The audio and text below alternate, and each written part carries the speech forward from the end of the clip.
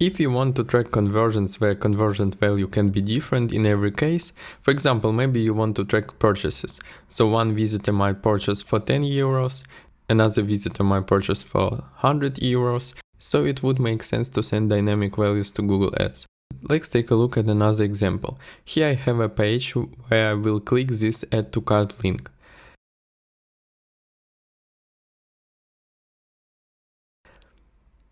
And then I will go to a cart page where I have this table.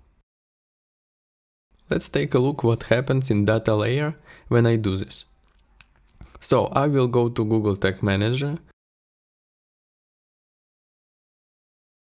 I will enter my URL, click Connect. I see that my tag assistant has connected, and now I will click Add to Cart here. Okay, now I have an event called View Cart. So again, I ask a developer to push the data to the data layer, and the bare minimum that is useful here for Google Ads conversion tracking is currency and value. Why? Because if we go to the Google Ads conversion tag, here we will see two additional fields: conversion value, currency code, and transaction ID. So to insert some values right here from the data layer, we have to create data layer variables. Let's start with the conversion value. So I will click this button, and then I will create a data layer variable that will access the value which is right here. So I will click plus, then data layer variable. Here I have to enter the name of the parameter from the data layer, and this value is inside of Ecommerce. That's why I have to enter Ecommerce.value.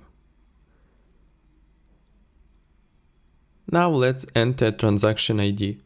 So click this button again, click plus, data layer variable, and then I will create a variable for this, which is ecommerce.item.id.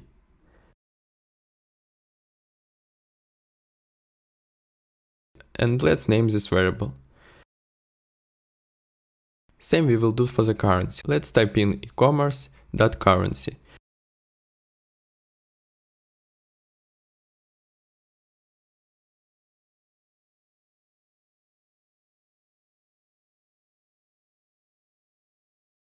Again, keep in mind that in your case the structure in the data layer might be different, or maybe you don't have anything in the data layer, and then you will need to use some other techniques to access the data, and there are plenty of them.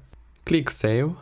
Alright, looks like we are good to go. However, this conversion label right here and conversion ID has to be unique for all of us. So in order to find this data, we have to go to Google Ads conversion section.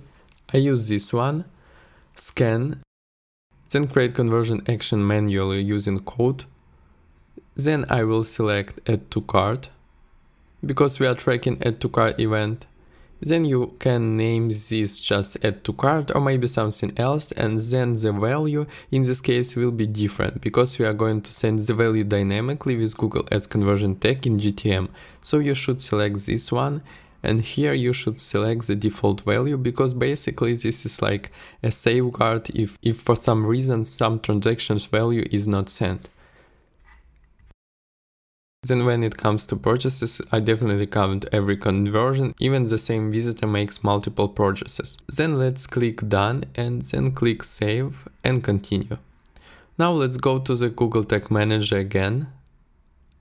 And here you should paste your unique values.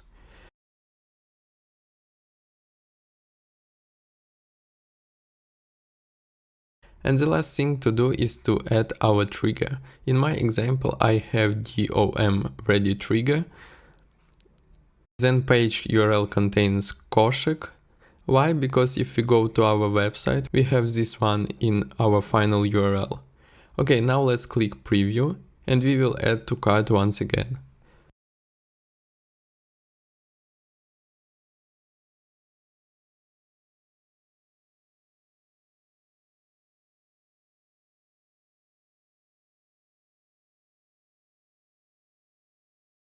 Let's check if the tag has fired successfully. Okay, we see it in our Google Tag Manager UI.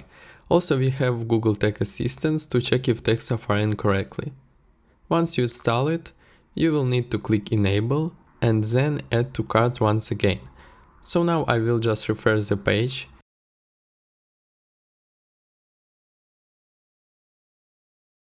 And here I will see my Google Ads conversion tracking.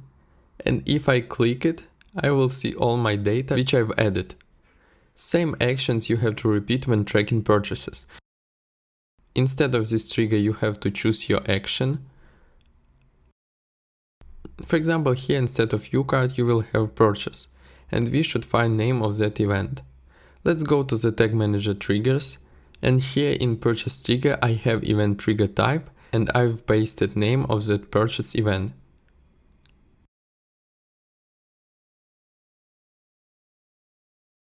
Also in your Google Ads account you should create new conversion action and update conversion ID and conversion label as we did earlier.